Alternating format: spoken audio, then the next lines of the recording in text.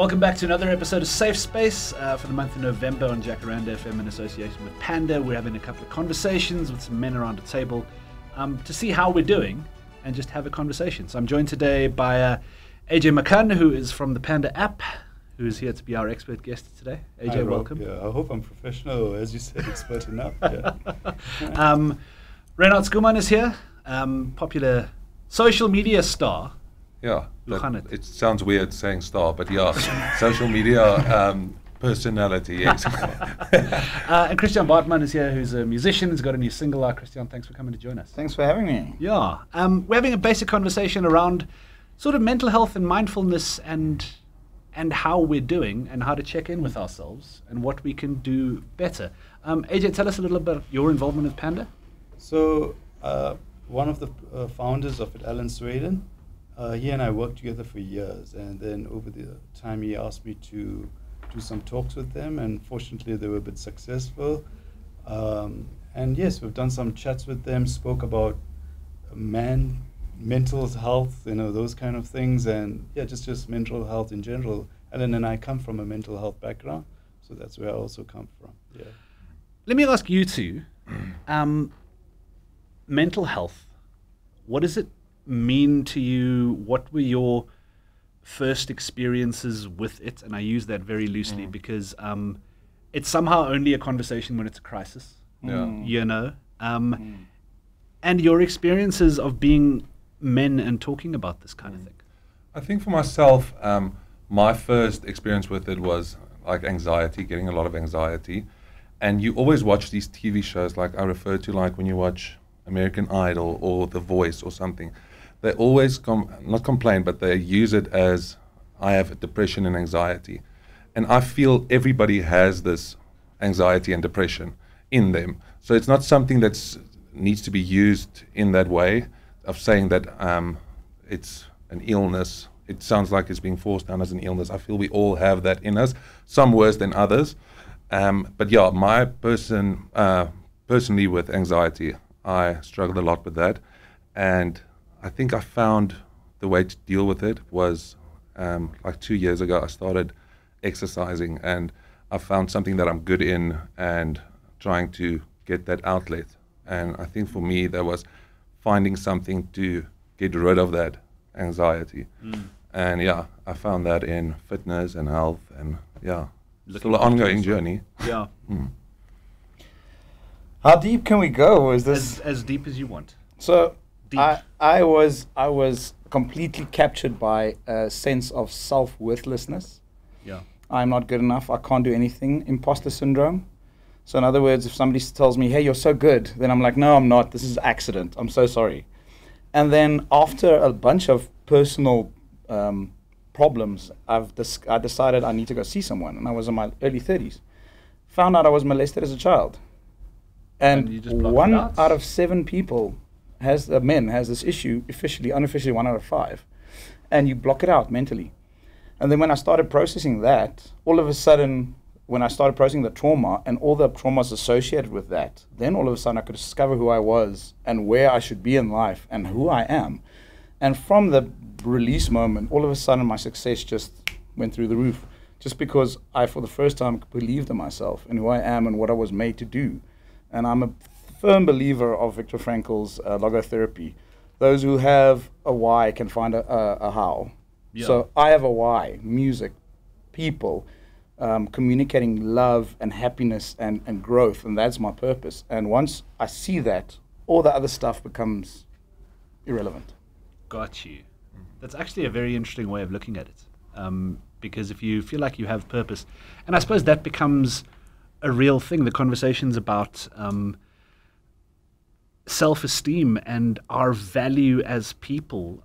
And often I think society puts it on us that these are external factors that we need to seek validation from outside. And I think sometimes we forget and we lack the tools to find them within us. Absolutely. So as you're saying, we look for validation. We've been taught to find validation from the external world, and this is in the form of, be it as a celebrity, you look for affirmation, appreciation, acknowledgement.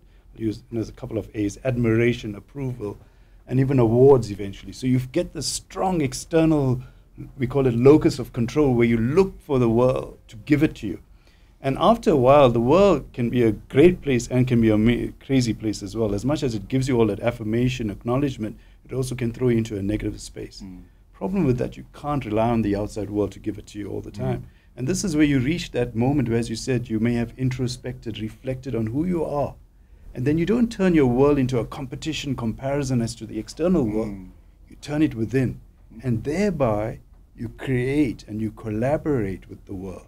You create something where your affirmation, acknowledgement, or your self-worth doesn't come from the external world, but it comes from a deep place within you. And no one can take that away from you. But that, as you said earlier, is hard work. It's a journey where you learn to tap into that, I'll use the word, authentic self. Yeah, I mean, that sense of authenticity and being able to trust yourself and your guts and know that you can make decisions that are going to help you. I feel like there's a lot of paralysis. It's easy to talk about, if you feel like something might be wrong, if I don't try and do anything about it, then I can't fail at fixing it. You know what I mean? So you almost want to tap out of trying to do something about it. And I think that comes up a lot in, I've seen it referenced in terms of money stress or work stress, or, if I don't engage with this topic, then I sort of keep it at arm's length. And then I feel like I have it under control, but you don't really. Yeah, no, the same thing that you were saying now is, like, I'm trying to, how I dealt with I'm still busy with it. Like, I don't feel it's ever going to be done. It's a work in progress. It's something that you have to work on every single day. It's not something that's going to be one day it's going to be, it's gone. I don't have to go see someone anymore. I don't have to look internally to fix all these problems. For me, it's something that is going to be a constant thing to work on every day. Like, even with the mindfulness, like, it's such a broad spectrum. You can be mindful towards nature. You can be mindful towards people, your friends, family. But it's something that you have to work on every day for me. So as you were saying, Rob, as well, you were saying, if I look at something that I do with most people I engage with, right? So I'll ask them, what is it most that you fear? And the most common answer I get is failure. And what is failure? So it's an interesting concept, because we all fear failure, and that means doing something wrong, right? That means you don't meet up to society's expectations. Now, you and I, all of us, have been completely entrenched in this, because, and I'd ask this question, how many answers, if there was at school when you had an exam, and all of us had exams, right? And there was 1 mark, how many answers would there be? And it was generally one answer only, right? So if you got that answer, the incorrect answer, you were marked with a cross, wrong. So what happens, though, if you look at the causes of our stress, depression, anxiety, is the fact you're faced to make a decision, but you're afraid, fearful, anxious about making the wrong decision. But let's face it, in life, no one has the answer to what you may be facing. In fact, there may be infinite choices. There is no just one wrong or one right answer. There's infinite answers. But we assume I'll make the wrong answer and therefore I'll fail, I'll be wrong. But by not making a decision, as you're saying, by not then being fearful of failure, you also choose not to be successful. Yeah, and that's a very good point. I mean, I struggled for the longest time, especially when I was younger. And it's amazing how sort of as you get older, you sort of calm down in your own head a little bit. There was that issue of, like, you didn't necessarily want to learn anything, or that sounds very ridiculous to say, but like getting information from outside and then changing your own behavior was sort of tacitly acknowledging that you'd been doing it wrong up to that point, which is very, like, cognitively dissonant. It hurts. You don't want to be like, I've been doing this thing wrong my entire life.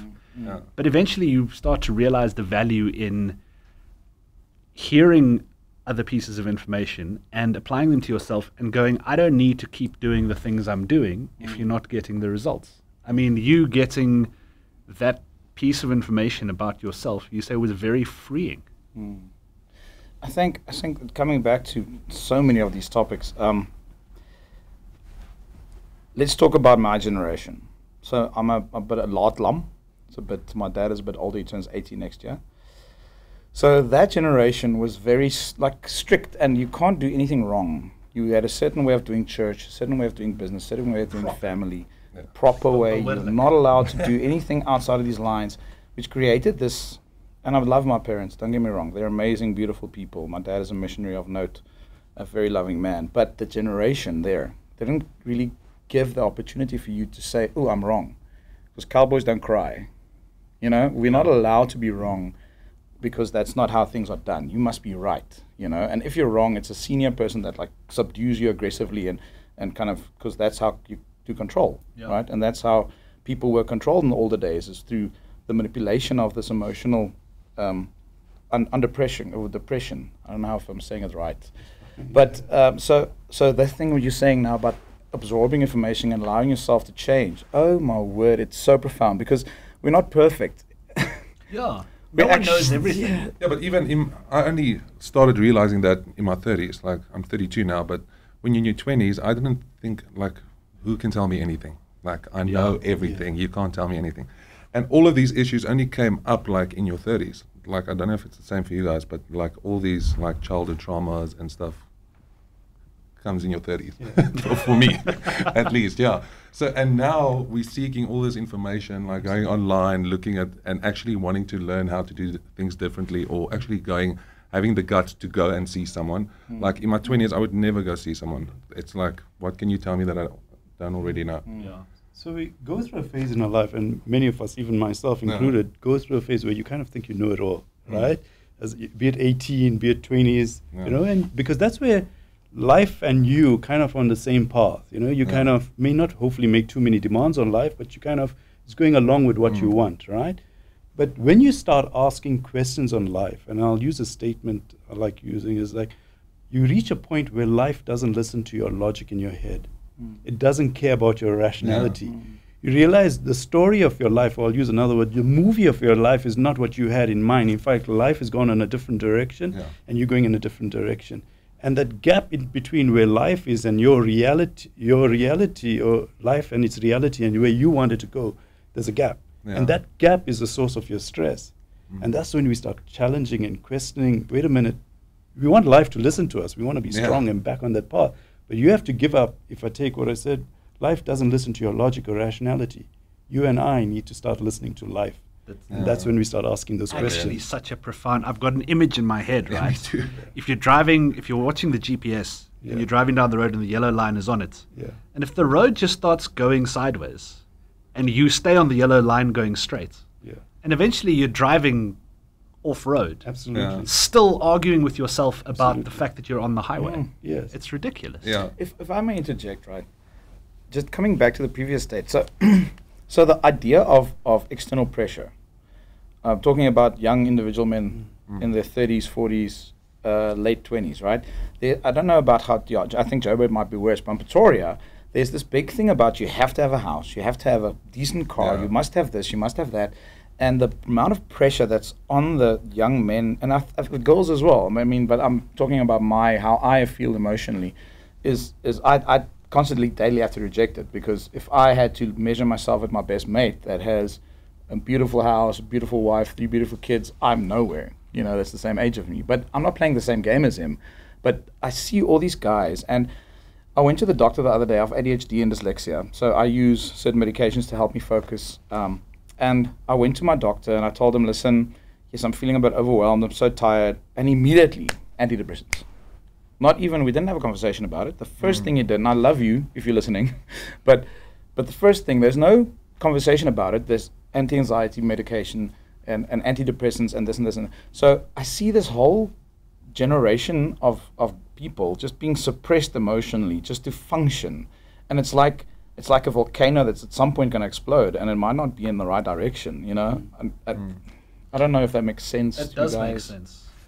It does make sense, because the alternative is to change the structure of our entire society, and that's very difficult to do. You know what I mean? That thing you're talking about of that expectation, you look around, you got to have the house, you got to have the car, you got to have the perfect family and the kids and everything. And you said, it's very difficult to tell yourself you don't have to be judged by that standard. No. But that standard exists because that's the prevailing norm. And to change a norm across a society is an incredibly difficult thing. So that's what we are surrounded by. That's our stimuli, right? So that becomes, as you said, your parents, the community you live in, they fill you with this information, and they then start representing the world you live in. And you may have been, as you said, you're a musician, right? A musician is about creativity and very much about stepping out of the norm. And to do that, you've got to really fight your mind. There's a saying, argue for your mind, and sure enough, you're correct, right? Yeah. And what we're all doing is the word mind can be substituted for the word limitations. So argue for your limitations, and sure enough, you're correct. So to have the proverbial house, the car, and all the other things that go with it, across South Africa, I think, private schooling, complaining about e-tolls. We all do this. We all know the braai talk as such, and we buy into that. But then you realize, wait, there's more to life, but there's no other reference point. And you kind of like, I want to be something which is more authentically me, but it means being different. And then you open yourself up to being wrong, in fact, dumb and crazy sometimes. Let me then ask you this question, because the discussion we're having today is about mental health and mindfulness and so on. What is a healthy mental? If I had to resort to myself as being a psychiatrist, it means being euthymic. And I originally remember the meaning of the word euthymic. It means neither sad or neither necessarily overtly happy as in something's wrong with this person, right? But I look at it from my personal perspective that we all, if we depressed, anxious, we all kind of want to operate at zero, and we get a bit depressed, stressed, anxious. We go into -1, -2, -3, right? And I think of it, rather than just aiming for zero, why don't we get into a +1, +2, positive, And this is my point, powerful because space? If you say the words mental health, Yeah. immediately people think depression, anxiety, Absolutely. schizophrenia, padded cells, but mental health can also be a positive thing. Absolutely. So we all are overwhelmed. We live in Johannesburg, Pretoria, South Africa. You get up, you realize, flips, there's no lights, right? Then you go out and your tap is not working. Sadly, I'm mentioning everyday realities. These things add up. They speak of the frog in water. They heat it. It's a common known experiment where they heat it by a temperature 1 degree every couple of seconds, and the frog, when the water becomes uncomfortable, doesn't jump out of the water. And that's what we do. We start living with this highest state of fight, flight, and fright. And our bodies are on the go. When you drive in the traffic to get here in the rain, you're like checking out the GPS, at the same time making sure you don't drive too fast, trying to make it to the interview, and all those things add to the stress. And then you need that one life stressor to throw you over the edge. We all need to, along the lines of what you're saying, build up the resilience, the perseverance to cope with these everyday stresses. So it's no more like, I'm chill. You got to be powerful, but power, not in the sense of arrogance. I would use the word opposite to arrogance, with absolute humility. So there's this huge paradox that as powerful as you think as you are, like when you said in your 20s or 30s, you got to deal with the stuff within you. As you said, the statement of that released you. We've got to deal with who we are, and we're not going to see, when we go into the deeper space, all good stuff. We're going to see some really nasty stuff about ourselves. And rather than being brutal and harsh towards ourselves, we have to be compassionate, kind, and loving to ourselves, not in an arrogant way again, but with absolute humility and graciousness of who you are. Yeah, I can relate to that as well. I feel it's like being mindful towards society or yourself or other people. It's not something that you can just change. It's a practice. Every day you have to practice doing this. And the more you practice, that's something that I realized as well. It's not one day you're this person and the next day you're this person. Is you have to practice it every day. And even though you have like a bad day, you just have to remind yourself to practice to do this. So that word is important. Jy weet, is iets wat jy oefen. You have to keep doing it because it's not something you finish. It's a process that you're on. Because you were talking about your mindfulness that you found in looking after your body and exercising and so on. What is it doing for your mind? There's something that I explained to my wife, like if I go work out, if I skip a day, how bad I feel that day. But there's just something about going out and completing something, and you release all this, like for myself, I release all the stress of the day and everything in a what do you call it, a workout. But it also didn't happen in the first month. Like Yeah. I had to like force myself to go. But once you start seeing results and you see like what you practiced, how you get the results of what you practiced, that accomplishment and achievement makes you want to do it more. That's exactly the same. My co-host Rozanne, who does the show with me, Yeah. she trains 6 days a week. Yeah. And she's always said, it's because I can. Yeah. It's because it tells my mind that I can do this, and if I can do this, then I can do other things. Yeah. What about you, Christiaan? What's your? Do you have a practice that you go to that makes you feel a bit better when the world gets a bit much? I'm very, very grateful to be able to do my passion. So, being able to sing, being able to have 100 people in front of me become joyful it's one of the most exhilarating experiences that one can have. So for a very long time, I didn't have time to do anything except work, because with COVID and everything, you have to work to survive. We as musicians, we had no income. So I was working 18 hours a day. I haven't had a holiday since 2019, right? I'm not even joking. Like, I have not had more than a day off since 2019 just to survive. So one of the things that I started doing was the small things that could bring me joy. So I try to exercise. Well, I don't have time though. So twice a week. That's my thing. Twice a week I exercise as much as I can. And another thing that I love is books. So I got Audible so that I can listen to it in the car while I drive. So I go through all these books, but I go hardcore. Like everything from Meditations from Marcus Aurelius right through to Man's Search for Meaning from Viktor Frankl. And all these things just stimulate my brain, and it gives me space to kind of just analyze myself and who I am, where I'm going, and which creates, like we said, it's such an amazing analogy, like a financial buffer that you have in your account. Those of you that don't have salaries won't necessarily understand this. Sorry. See, passive aggressiveness right there. Still going over the COVID. So I have a financial buffer of a month or two to keep me stable if something happens again. So it's like that, having an emotional buffer. Absolutely. And also another thing is, and you're going to laugh at me, afternoon naps. 15-minute afternoon naps. There's nothing wrong with that if you know it works. Yeah, you just need to find your thing. Like the research that I've done is I hated exercise. It's like find your passion. So what releases this? So I found it in exercising, but my other passion is cooking.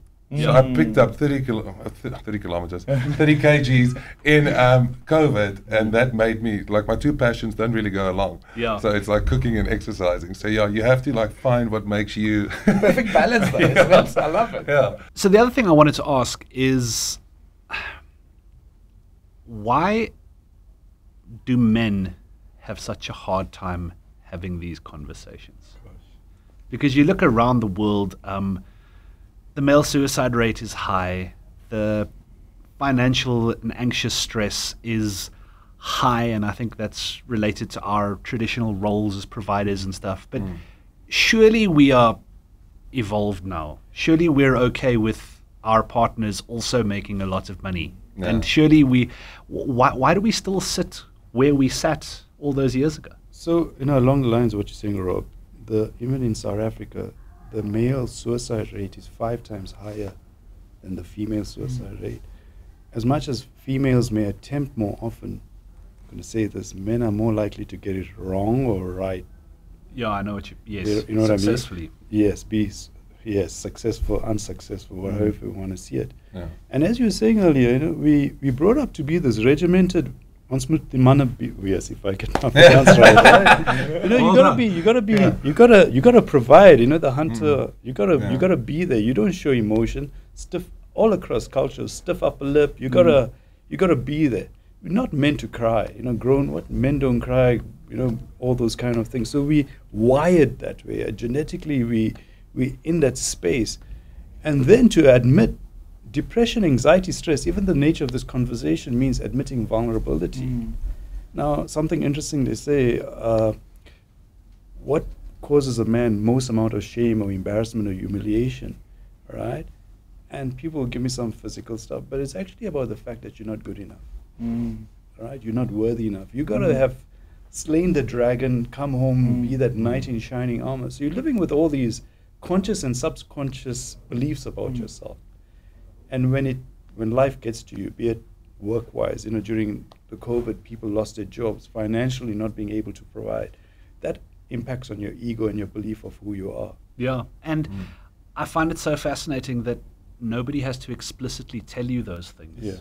We just pick them up Yeah. Yeah. and we carry them as if they define us. You know, and it's a very strange thing to deal with, because I think once you actually spend some time in my own journey with therapy and so on, talking to people, you drill down through a lot of stuff, and at the end of the day, you're just scared. Yeah. You know, you're scared of failing, you're scared of losing things, and at the end of the day, we just want to know that the things we care about will be there, and the people we care about will care about us. Yeah. You know, and I think once you have that sort of realization, then the focus can change to other things, to I'm going to exercise and look after myself, because then I can be good for the people around me. You know, I'm going to keep doing this creative thing that I love because it shares my creativity and my passion with others, and I can see them respond to it. You know, it's not all of a sudden, I mean, as an artist, you will know, you know, people think, oh, we're going to jump into this thing and make a quick buck. Like, that's not what we're doing here. You know what I mean? Just connecting to what AJ was saying, I think one of the biggest things that happened to me personally, and everyone's different, you know, like I was very hard. Can't cry. You can't admit when you have issues. I ask help for someone I'm paying to help me once, and then if they don't do it, I do it. So I end up doing everything. So I end up working alone constantly, just because I can't give away. I need to be in control at all times. Like if I let go of any part of this, it will fall apart. Something I lived with for years, and it's so draining. It's absolutely draining. And then what happened was when I got the emotional release, and there's a lot of components involved. I'm just saying that seeing someone is really a good idea, you know, even if you think you're fine. But one of the most amazing things that happened to me was I was able to let go and also accept if it was a failure.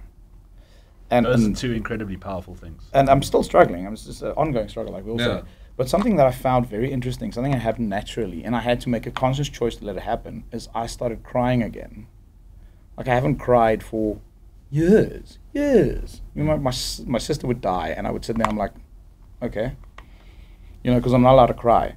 And then now, all of a sudden, if I'm listening to a song and I'm tired and the song is speaking to me, I cry like a baby.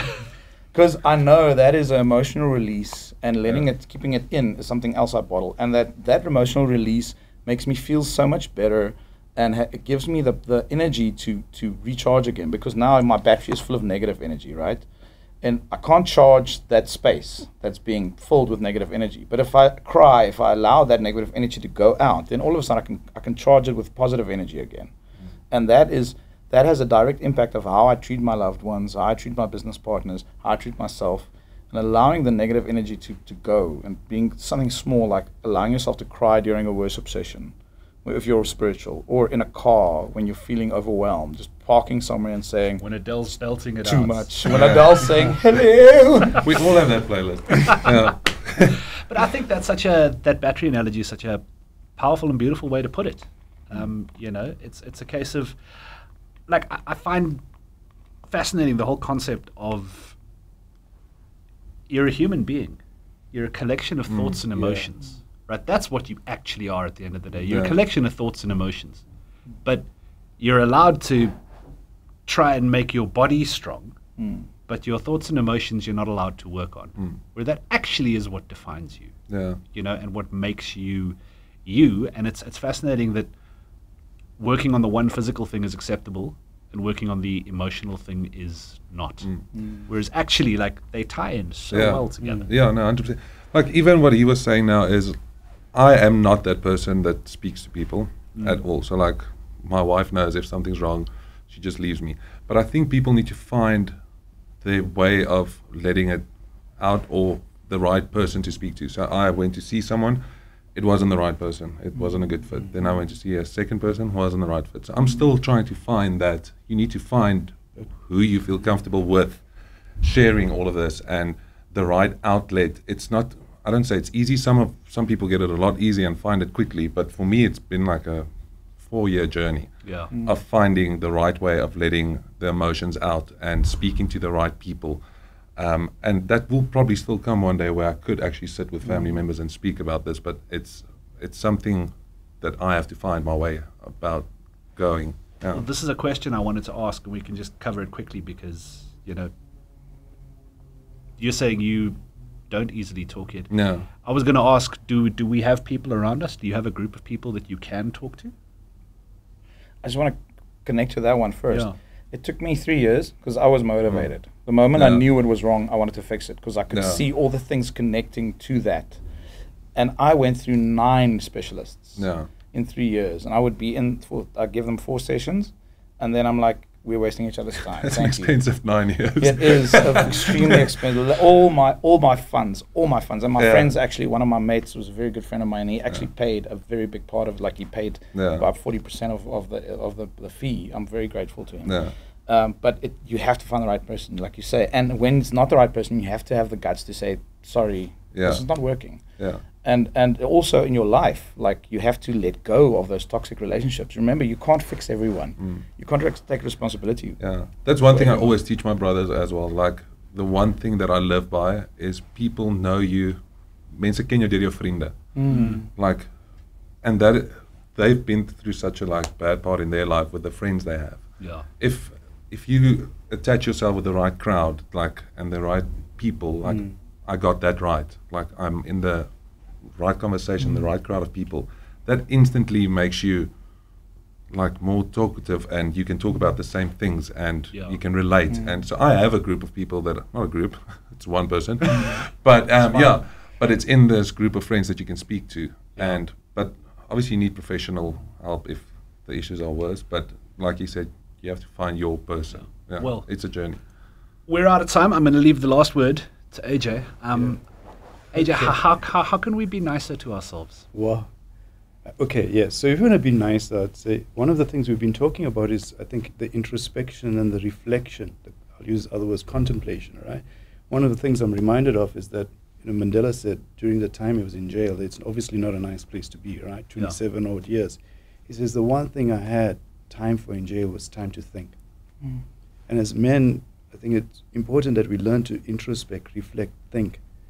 And when we do that, why we don't like doing that is we have to see the bad stuff and the good stuff. And the reason we struggle with the bad stuff, or let's call it the wrong stuff, is we're brutal and harsh and judgmental of the bad stuff. And what we all need to do is become compassionate, kind, caring, and I'll use the word loving towards that bad and good. And what it does, it allows that bad stuff to dissolve. And we actually need to become more gentle on ourselves. We use this word mana and strong. We all rocks. Football players, sportsmen, they rock. But we also need to learn, as much as we rock, learn to be like water, gently flow past.